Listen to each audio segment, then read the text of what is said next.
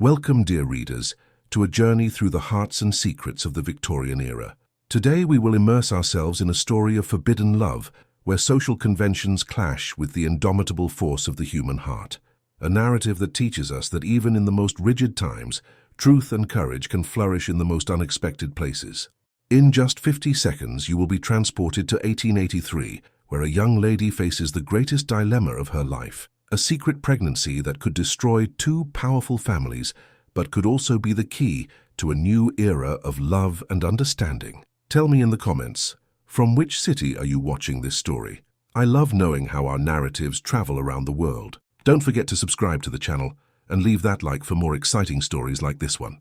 Year 1883, rural counties of northern England. An era of transformations where railways cut through ancestral landscapes and ancient noble names fought to maintain their power in a changing world. The October rain fell like lead tears upon the grey stones of the ancestral chapel, each drop echoing in the empty corridors like secrets whispered by the walls.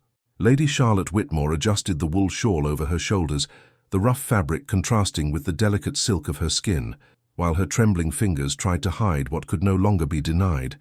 Beneath the tight corset, beneath the layers of fabric she had chosen with obsessive care in recent months, her body harbored a secret that grew like a forbidden flower in sacred soil. 3.5 months, perhaps 4. Time had become a silent enemy, marking each passing day like an imminent condemnation. The sound of boots in the stone corridor made her heart race. She knew that firm, determined step that carried the weight of military campaigns in distant lands. Duke Henry Blackwood emerged from the shadows like an apparition, his dark eyes fixed on her with an intensity that pierced through all her carefully constructed defenses. "Charlotte," his voice was grave as the thunder that echoed outside. It was not a question, not a greeting. It was a declaration that cut through the air like a sharp blade. She raised her chin, trying to invoke all the dignity that her Whitmore lineage had taught her, but her hands betrayed her composure by clutching the shawl with desperate force. "Your Grace?" The words came out like a frozen whisper. Henry took a step forward, and Charlotte could smell the aroma of leather and spices that always accompanied him, a reminder of his travels to the Indies. His eyes slowly descended to her hands, which instinctively protected her still discreet belly. "How long do you think you can hide from me what I myself planted?" The question fell between them like a stone thrown into still waters, creating shock waves that spread through the silence of the chapel. Charlotte felt her legs weaken, but she remained upright like a tree that refuses to bend even under the fiercest storm. How would Charlotte react? And what other revelations were yet to come on that rainy October afternoon? 6 months earlier, April 1883. Music floated through the ballroom of the Marquis of Ashford like golden silk, unfurled in the wind, enveloping the guests in its hypnotic melody. Venetian masks of silver and ivory created a world of mystery where identities were lost, and souls revealed themselves purer than the light of candles that danced in crystal chandeliers. Charlotte had returned from Paris just 3 weeks before, bringing with her the aroma of French lavender still impregnated in her dresses and a restlessness that the boarding school had failed to domesticate. Her fingers glided over the white silk mask adorned with small pearls, a delicate barrier between her true identity and that world of appearances. On the terrace that opened toward the rose-perfumed gardens, a solitary man contemplated the stars. His mask was simple, black as night, but there was something in his posture that spoke of distant lands and won battles. When she approached, drawn by an inexplicable force, he turned as if he already expected her presence. "The stars are different here than in the skies of Calcutta," he said, his voice carrying the weight of sweet melancholy. "Colder, perhaps, more civilized." "Civilized?" Charlotte tilted her head, intrigued. "Can stars be domesticated like men?" He laughed softly, a sound that vibrated through the night air like the echo of forgotten music. "Perhaps we are the ones who become wild when we look at them without social masks." They conversed until the moon began to decline, their voices intertwining like two melodies finding their natural harmony. They spoke of Baudelaire, of Rousseau, of the melancholy that was born when modernity trampled over millennial traditions. He briefly mentioned a loss, a wife taken by cholera in colonial lands, a son who never came to know his father. When the masks fell, revealing Lord Henry Blackwood and Lady Charlotte Whitmore, the shock should have separated them. Instead, Like two flames that recognize each other after lives spent searching for one another, they surrendered to what seemed inevitable. That night, among the roses that perfumed the air and the stars that witnessed in silence, two enemy houses united in a secret that would change everything. But how could a single night of passion alter the destiny of entire generations? November 1883. Greystone Abbey rose against the grey sky like a guardian of ancient secrets, its medieval towers cutting through the low clouds that announced early winter. The wind howled between the time-worn stones, singing lamentations of long-dead monks, while climbing ivy embraced the walls like supplicating hands seeking absolution. 3 weeks had passed since the confrontation in the chapel, 3 weeks of heavy silences and looks that said more than 1,000 words could express. Charlotte walked through the corridors of the abandoned abbey, her steps echoing like whispered prayers, while she felt the growing weight both in her belly and in her heart. Henry had proposed that meeting with the solemnity of one who convenes a war council. Mutual affairs, he had written in his letter, but both knew it was about much more than territorial business or family disputes. It was about a life growing between them, a future that needed to be decided away from the judging eyes of the world. The great fireplace of the ancient library crackled with a fire that cast dancing shadows across the shelves of dusty books. Charlotte wrapped herself in the cashmere shawl, her fingers tracing nervous patterns in the soft fabric, while she watched Henry prepare tea with the meticulous precision of a soldier accustomed to caring for himself in hostile lands. "The abbey is neutral territory," he said, handing her the delicate porcelain cup. "Neither of our families has jurisdiction here. It is safe." Safe. The word floated between them like a fragile promise. Charlotte sipped the tea, a mixture of spices that evoked oriental markets and adventures in distant lands, and felt the warmth spreading through her chest, calming the storm that raged in her soul. "I know what it is to carry a life and lose it," Henry continued, his low voice laden with painful memories. "I know what it is to expect a child in lands where death lurks at every corner. I will not allow this to happen again." That night, when pregnancy pains awakened her, a constant pressure that radiated from her belly to her back, it was Henry who brought hot compresses and chamomile tea, his large, calloused hands surprisingly delicate as he massaged her tense temples. But how long could that sacred refuge protect them from the approaching storms? A week passed at Greystone Abbey, like a dream suspended in time. Charlotte had discovered a comforting routine in the silent mornings, when she walked through the abandoned gardens, where wild roses grew among the weeds, creating a melancholically disordered beauty that reflected her own inner state. The sound of galloping horses broke the morning peace like distant thunder. Charlotte raised her eyes from the flower beds where she was gathering lavender for her pillows. Henry had mentioned that the herb helped with nausea, and felt her blood freeze in her veins. She knew that mount, the black stallion that Lord Edmund Whitmore rode like a general inspecting battlefields. Her uncle and guardian materialized at the abbey's entrance like a personified storm, his dark cape billowing in the wind as he dismounted with the fierce elegance of a predator. His eyes, small and calculating like those of a vulture, swept the gardens until they found Charlotte among the flowers. 2 weeks, he said without preamble, his voice cutting through the morning air like a razor. 2 weeks ago I discovered your interesting condition through methods I prefer not to detail. Charlotte felt her legs tremble, but forced herself to remain upright. The lavender slipped from her fingers, spreading its sweet and calming perfume across the ground, like an offering to deaf gods. Adelaide noticed your peculiar purchases of medicinal herbs, Edmund continued, approaching with measured steps. A well-trained servant observes everything, dear niece, especially when her salary depends on her discretion. Henry emerged from the abbey at that moment, his presence filling the space like a protective wall. There was nothing diplomatic in his posture.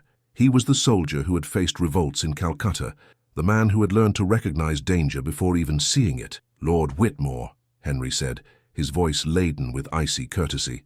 "What a surprise." Edmund smiled, but it was the smile of a snake before striking.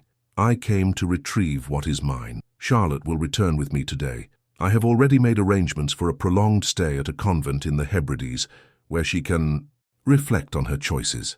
No. The word left Charlotte's lips as a whisper that grew until it became a declaration. "I will not go."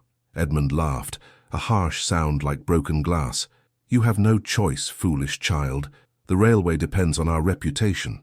Billions of pounds are at stake, agreements that took years to negotiate. I will not allow your indiscretion to destroy everything. Henry stepped forward, placing himself between Edmund and Charlotte like a human shield. This is neutral ground, Whitmore. Here your authority does not extend. The lady stays if she so desires. But would that protection be sufficient against a man willing to sacrifice everything for ambition?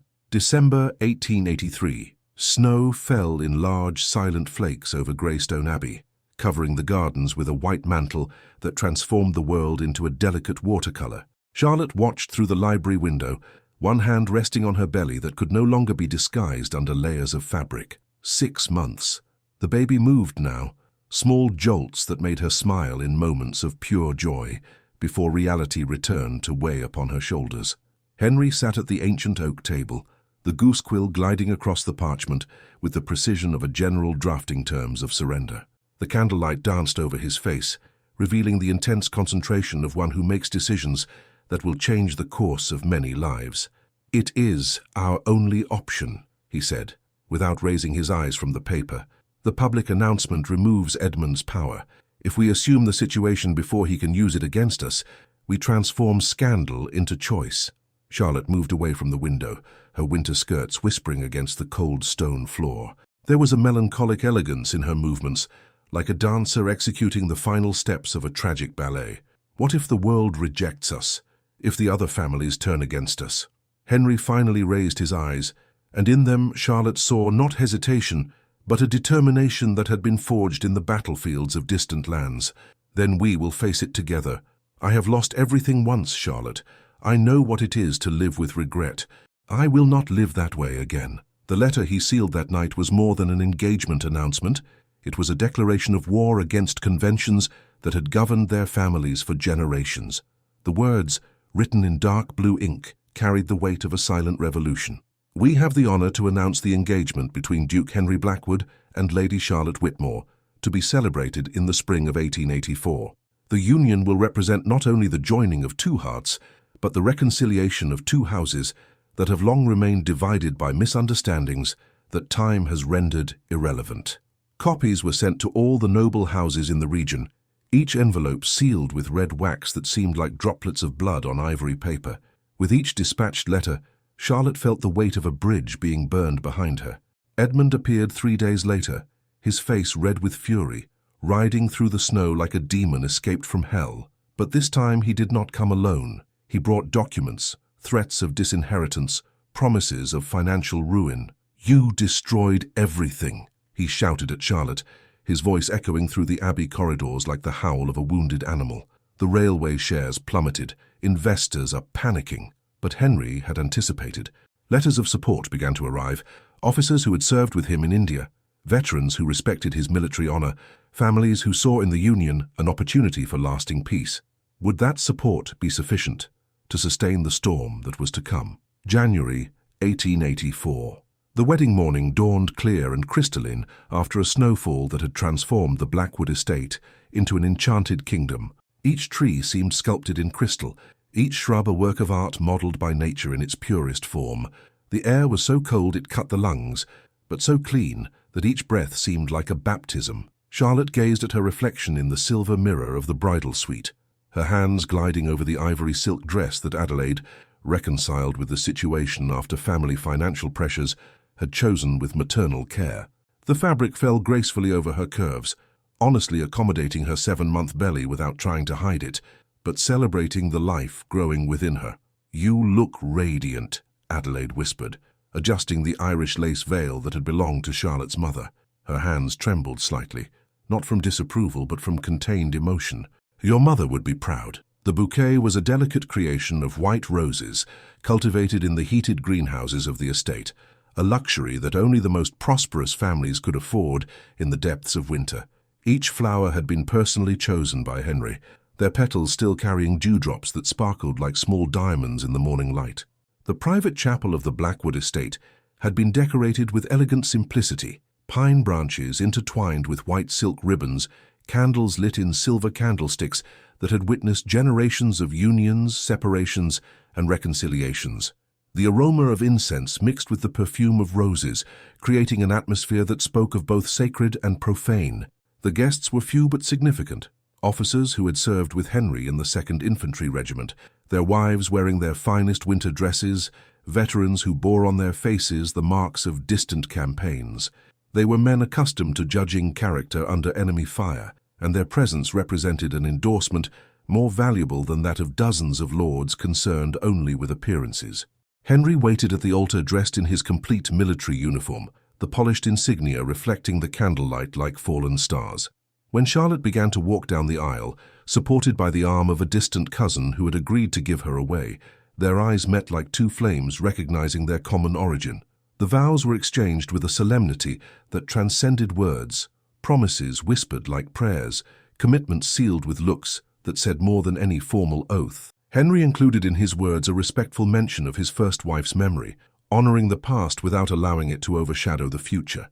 The banquet that followed was an intimate celebration of flavors that told stories, dishes inspired by Henry's travels to the Indies, spices that evoked exotic markets, wines chosen to celebrate new beginnings rather than lament lost traditions. But could that delicate happiness survive the challenges that real life still reserved? 1884. Victoria Blackwood's first cry tore through the morning air like a symphony of hope, announcing to the world that a new life had arrived to challenge conventions and rewrite histories. Charlotte, exhausted but radiant, held her daughter against her chest, feeling her heart beat in a rhythm that seemed synchronized with that of the newborn creature. The Blackwood estate had transformed into a fortress of expectations during the last weeks. Dr. Whitfield, a respected physician brought from London especially for the birth, had established a military routine of care that made Henry smile with approval. Boiled water, sterilized instruments, ventilated rooms, medical knowledge that he himself had acquired during his years in colonial service, where the difference between life and death frequently depended on hygiene and adequate preparation. Victoria was small but perfect, her tiny fingers closing around Charlotte's finger with a strength that seemed disproportionate to her size. Her eyes, still undefined in color, seemed to absorb the world with the curiosity of one born destined to question everything. Henry watched from the doorway threshold, his large, calloused hands trembling slightly, with an emotion he rarely allowed others to see. There was the second chance that life offered him, the opportunity to be the father that circumstances had never allowed him to be before. "Victoria," Charlotte whispered, testing the name they had chosen together, in honor of the Queen but also of victory, our victory. It was more than a clever political gesture.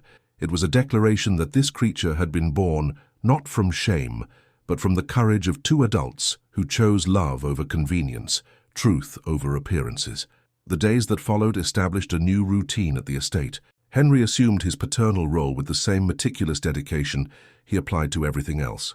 Regular feeding schedules, cribs made from the finest wood, clothes commissioned from the best tailors in London.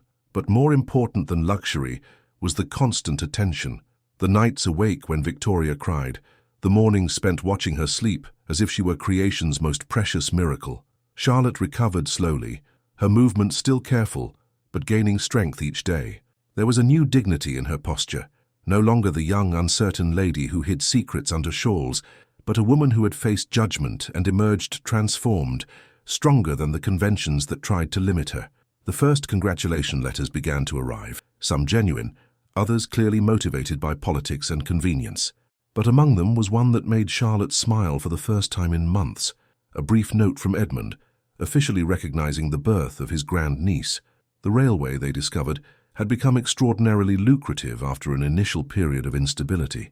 Investors, perceiving that the scandal had actually created a strategic alliance between two powerful families, began to see the union not as a source of problems, but as a guarantee of future cooperation. But would that newly conquered peace be lasting, or just the eye of the storm? January 1885. A year had passed since the wedding, a year that brought deeper changes than Charlotte had ever imagined possible. The gardens of the Blackwood estate were covered by fine snow that sparkled under the winter sun, like diamond dust scattered by a divine hand. Each footprint they left in the covered gravel path told the story of a family that had learned to walk together. Victoria, now 8 months old, chubby and pink, squirmed in Charlotte's lap, her bright little eyes watching the flakes that danced in the air like small crystal fairies. Her laughter, a crystalline sound that echoed through the gardens like silver bells, had become the soundtrack of happiness that the estate had not known in years. Henry walked beside them, a child who now called him Papa, with melodious voice balanced on his broad shoulders. Margaret, the 3-year-old daughter of the gardener, had become the family's inseparable companion, her innocent games filling the house with laughter that drove away any residual melancholy. The railway yielded 3 times more than initial projections, Henry said, breaking the contemplative silence that had enveloped them. His voice carried silent satisfaction, not for the money itself, but for what it represented, proof that courageous decisions could yield sweet fruits. Charlotte adjusted the blue cashmere shawl over her shoulders, breathing deeply the frozen air that carried promises of still distant spring. "Edmund sent a letter yesterday," she said, her voice carefully neutral, official this time, recognizing Victoria as his legitimate grandniece. It was more than recognition. It was surrender. The man who had threatened to disinherit her now sought reconciliation, motivated both by financial prosperity and the gradual perception that the world was changing, that ancient conventions might need to be questioned to survive modern times. They stopped in front of the ornamental lake, its partially frozen surface reflecting the grey sky like a mirror fogged by winter's sighs. Victoria extended her little hands toward the ducks, swimming in the unfrozen parts, their friendly quacking creating a pastoral symphony that spoke of continuity, of natural cycles that persisted regardless of human storms. "I received a proposal," Henry continued, his voice gaining a note of contained excitement, "to expand the railway to Edinburgh. It would be the largest contract of our generation." Charlotte turned to him, seeing in her husband's eyes not just a businessman's ambition, but the vision of someone who understood that the future belonged to those brave enough to embrace it. "And what did you answer?" "That I would discuss it with my wife before making any decision." He smiled, and in that smile Charlotte saw the reflection of her own journey, from young people trapped by family expectations to adults who created their own destinies. The sun began to decline behind the bare trees, painting the sky with tones of pink and gold that transformed the world into a romantic watercolor. Victoria had fallen asleep in Charlotte's lap, her golden curls escaping from the wool cap like captured sunbeams in fabric. "Do you regret it?" Charlotte asked suddenly, the question escaping her lips before it could be censored by reason. Henry stopped, turning to her with an expression that mixed surprise and tenderness.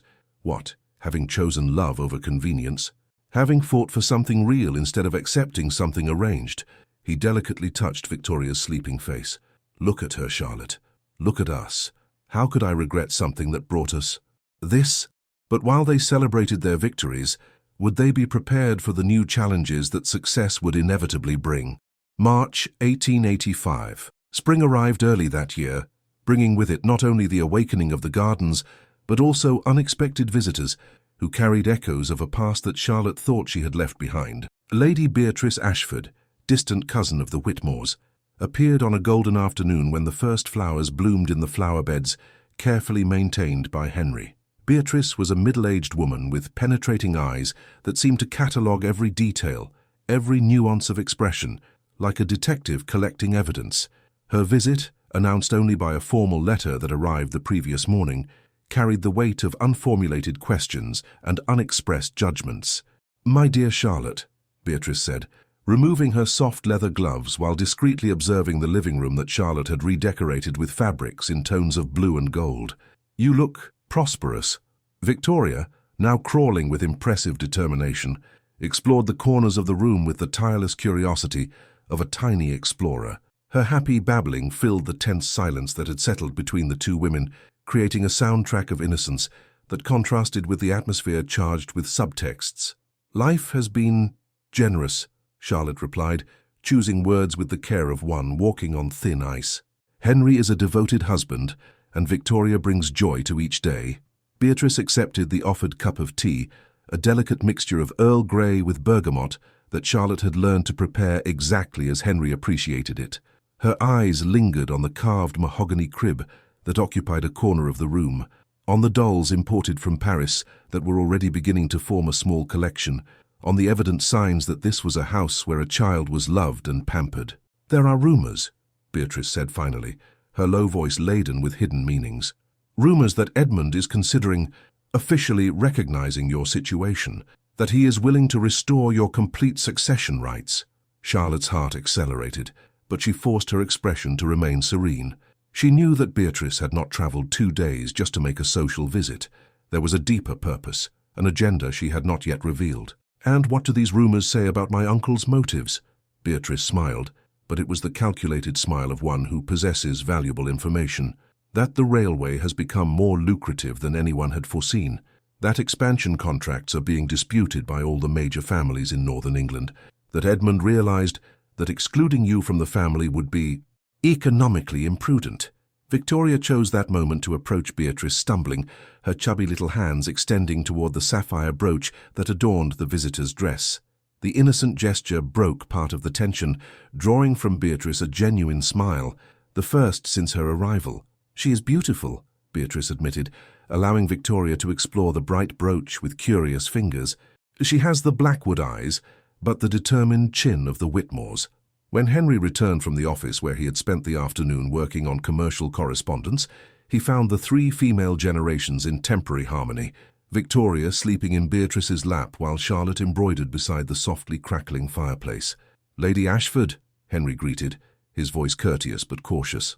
He had learned to read the undercurrents that flowed beneath the surface of Victorian society and perceived that this visit carried implications he could not yet completely decipher. "Duke Blackwood, I was just commenting with Charlotte about the interesting developments in family business. What other secrets from the past were yet to emerge, and how would they affect the future they were building so carefully?" June 1885. Summer arrived with an intensity that transformed the gardens of the Blackwood estate into a festival of colours and aromas. Red roses climbed the wrought iron trellises, lavender released its calming fragrance with each breeze, and Victoria, now a full year old, ran along the gravel paths in her first bipedal adventures, always pursued by the protective shadow of her parents. Henry's office had become the nerve centre of commercial operations that extended far beyond traditional family boundaries. Maps of the northern region covered the walls, marked with red lines indicating proposed railway routes, contracts under negotiation, territories where other noble families disputed passage rights like generals planning military campaigns. Charlotte had found her own role in that expanding world. Her linguistic abilities, perfected during her years at the French boarding school, proved valuable in correspondence with continental investors. Her elegant calligraphy adorned contracts that moved thousands of pounds, while her instinctive understanding of social politics helped Henry navigate the complexities of alliances that changed like tides. The letter that arrived on a Monday morning bore the Whitmore seal, not the informal wax used for family correspondence, but the official seal with the complete house coat of arms. Charlotte opened it with imperceptibly trembling fingers, while Victoria played at her feet with painted wooden blocks that Henry had commissioned from a German artisan. "My dear Charlotte," began the letter in Edmund's careful handwriting, "the time has come to let the past rest in peace. The family lawyers have prepared documents that fully restore your rights as Whitmore heiress, including your participation in railway properties and rights over ancestral lands. Considering the extraordinary success of the alliance with the Blackwood House, it would be prudent to formalize our complete reconciliation." Henry, reading over her shoulder, whistled softly, a sound of admiration and slight distrust. "He is offering more than you lost when you married me," he observed. "This is not just reconciliation, it is an investment." The attached documents were impressive in their legal complexity. They not only restored Charlotte to her position in the line of succession, but created a structure where Victoria would be considered joint heiress of both Blackwood and Whitmore properties, a consolidation of power that could last generations. "He is afraid," Charlotte said suddenly, sudden clarity illuminating her words. "Not of us, but of others, of other families who are seeing our success and wanting a part of it." It was true. In recent months, marriage proposals had begun arriving for distant members of both families, commercial partnership offers that barely disguised attempts to access the lucrative railway contracts. Success had attracted attention, not all of it benevolent. Victoria chose that moment to take her first solo steps across the office, her little arms extended to maintain balance as she walked determinedly toward her father. The moment was so perfectly symbolic that all 3 laughed, a baby learning to walk while her family learned to navigate a world in transformation. "We accept," Henry said, taking Victoria in his arms and spinning her in the air until her crystalline laughter echoed through the book-lined walls. "But with our own conditions." But what price would they have to pay for a reconciliation that seemed too good to be true? September 1885. Autumn painted the trees around the Blackwood estate with tones of gold and crimson, creating a visual symphony that spoke of changes and renewal. Victoria, now walking with the confidence of a small explorer, delighted in collecting fallen leaves, her giggles echoing through the gardens like celestial music, while Charlotte and Henry watched from a stone bench warmed by the last rays of sun. Reconciliation with Edmund had brought tangible benefits, signed contracts, satisfied investors, a consolidated social position that no one else dared question. But it had also brought something unexpected, a sensation of constant surveillance, as if invisible eyes observed every movement of the family, cataloguing successes for unsolicited reports. "Lady Pemberton mentioned something peculiar yesterday," Charlotte said, adjusting the wool shawl over her shoulders while watching Victoria chase a butterfly that danced among the chrysanthemums. "That other families are studying our methods, as if we were a social experiment they hope to replicate." Henry laughed, but there was a note of concern in his voice. "Success always attracts imitators. The question is whether they are interested in our methods or only in our results." There were rumors circulating in London salons, whispered stories of other young women from noble families who had found themselves in compromising situations with sons of rival houses, hasty marriages that consolidated commercial territories, alliances formed not from the heart but from the wallet. It was as if their love story had become a business model. The housekeeper, Mrs. Caldwell, approached with a tray of tea and buttery cookies that Victoria loved. She was a middle-aged woman with kind eyes who had served the Blackwood family for 2 decades, witnessing generations of joys and sorrows. "Forgive the intrusion, Your Grace," she said to Henry, but an urgent letter arrived from the law firm Pemberton and Associates. The letter, when opened, revealed news that none of them expected. Sir Marcus Pemberton, the family lawyer for 3 generations, wrote with characteristic legal precision, but his words carried an unusual emotional weight. "It is my duty to inform that discreet investigations have revealed attempts by other family groups to artificially replicate the circumstances that led to the Blackwood-Whitmore union. There is evidence that at least 3 young ladies were deliberately placed in compromising situations to force strategic alliances. Considering that your circumstances were genuine, I fear you may be targets of resentment from those whose manipulations were discovered." The silence that followed was broken only by the sounds of autumn, dry leaves dragged by the wind, the distant song of birds preparing for migration, Victoria's innocent laughter as she continued her exploration of the gardens without perceiving that the adult world had become more complicated. "They transformed our story into a formula," Charlotte said, her voice laden with a melancholy she had not felt in months, "as if love could be manufactured like iron rails." Henry extended his hand, his fingers intertwining with hers in a gesture that had become natural as breathing. "What matters is not what others do with our story," he said. "What matters is that our story is real." But would it be possible to protect their genuine happiness from a world that seemed determined to corrupt it? November 1885. The first truly cold day of winter brought more than frost on the window panes. It brought visitors who transformed the morning peace of the Blackwood estate into an arena of political and family tensions. Sir James Hartwell, county magistrate and one of the most respected figures in local society, arrived accompanied by 2 gentlemen whose grave faces suggested this was not a social visit. Charlotte was in the music salon, where she paced slowly while Victoria played with a wooden rocking horse that swayed gently near the crackling fireplace. The sound of masculine voices in the main hall made her heart accelerate. There was something in the grave cadence of the conversation that evoked memories of past confrontations, of moments when her happiness had been threatened by forces beyond her control. Henry emerged from the meeting with the somber face of a soldier who had just received unpleasant orders. His hands, normally calm and controlled, betrayed nervousness in how he adjusted his pocket watch chain, a habit that Charlotte had learned to recognize as a sign of deep concern. "The Weatherbys," he said without preamble, "are contesting our participation in the railway consortium. They allege that our union was artificially arranged for commercial purposes." The words fell between them like stones thrown into tranquil waters. The Weatherbys were a family of enriched merchants who had unsuccessfully tried to enter the circle of Northern railway business. Their accusation, if taken seriously, could trigger investigations that would question not only the legitimacy of their contracts, but the very nature of their marriage.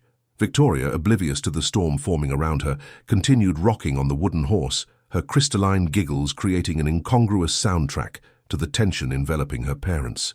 There was something deeply moving in that innocence, a child whose future was being decided by disputes she would never understand. "Do they have evidence?" Charlotte asked, her voice controlled, but with an underlying tremor that spoke of ancient fears resurfacing.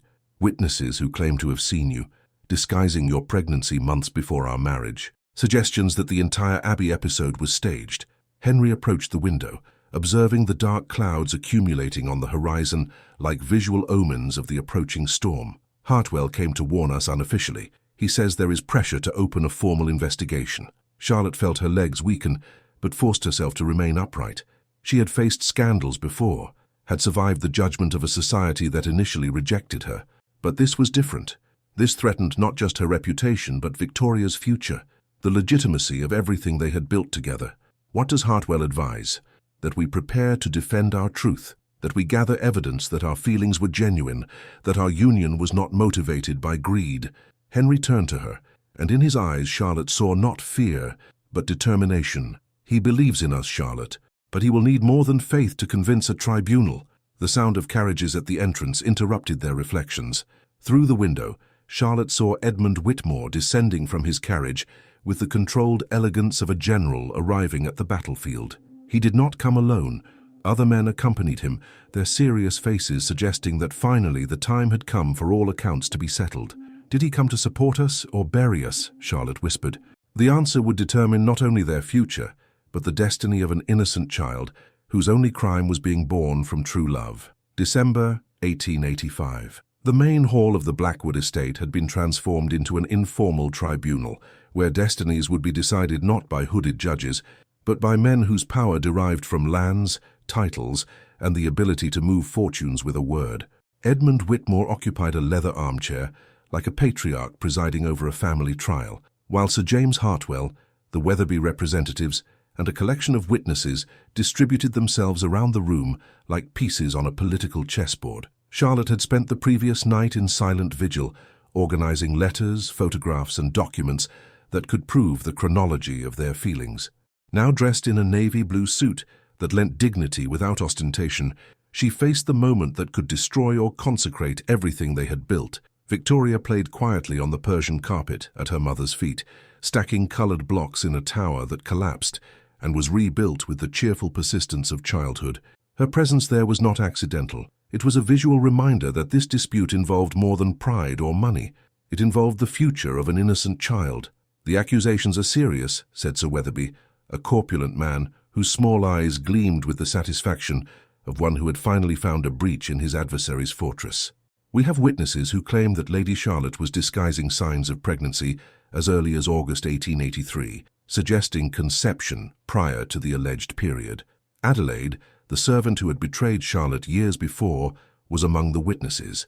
But now, before all those penetrating gazes, her previous confidence had transformed into visible discomfort. Her hands trembled when she swore she had seen Charlotte buying suspicious herbs months before what would be natural. Henry rose with the military posture that characterized him, but when he spoke, his voice carried not authority, but vulnerability. "Gentlemen, I will not deny that my wife and I met before our official marriage. I will not deny that we met under circumstances that social conventions would consider inappropriate." A murmur ran through the hall like wind stirring dry leaves. It was a dangerous admission, a confession that could be interpreted as evidence of guilt or as brave honesty. "But I will deny until my last breath that our feelings were artificial, that our union was calculated." Henry turned to Charlotte, and in the look they exchanged, there was an intimacy that transcended words. "Show me the contracts that prove we planned our passion. Show me the letters where we discussed commercial advantages before discussing hopes and fears." Edmund, who had remained silent, finally spoke. His voice, when it came, carried the weight of years of observation and reluctant wisdom. "I opposed this union," he said, each word chosen with precision. "I fought against it, not because I doubted the feelings involved, but because I feared its consequences for the family business." He rose, walking to the fireplace, where flames danced like floating memories. But in these last years, I observed. I saw how my niece flourished, not from financial security, but from the company of a man who values her. I saw how Duke Blackwood changed from a melancholic widower to a dedicated father who sings lullabies in Indian dialects he learned in distant campaigns. He turned to the room, his gaze sweeping each face like a prosecutor, presenting final evidence. Gentlemen, I have seen many arranged unions in my life. I have seen marriages motivated purely by convenience. I can distinguish theatre from authenticity, and what I see in this family is genuine love that had the fortune to also be commercially advantageous. Sir Weatherby tried to protest, but Edmund silenced him with a gesture. The railway is prosperous, not because we manipulated a situation, but because we united two families whose territories naturally complemented each other. Success was consequence, not cause. Victoria chose that moment to approach Edmund, offering him one of the coloured blocks with the unconditional generosity of childhood. The simple gesture broke any residual tension in the room, a child offering a gift to the man who had decided to defend her legitimacy. Would that defense be sufficient to protect the future they had built with so much love and sacrifice? June 1886.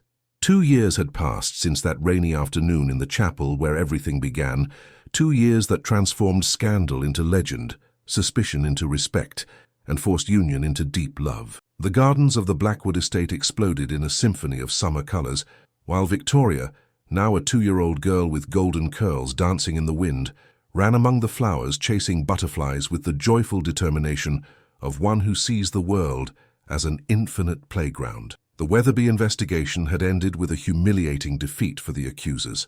The evidence presented by Edmund, combined with letters and testimonies that attested to the authenticity of the feelings involved, not only exonerated Charlotte and Henry, but established a legal precedent that would protect other families from similar accusations. The Weatherbys, exposed in their petty motivations, had completely withdrawn from railway business. Charlotte walked through the morning gardens, a newly arrived letter from London still open in her hands. The proposal it contained was ambitious beyond any dream she had nurtured, an invitation to supervise railway expansion to Scotland, a project that would consolidate the power of the Blackwood-Whitmore alliance for generations.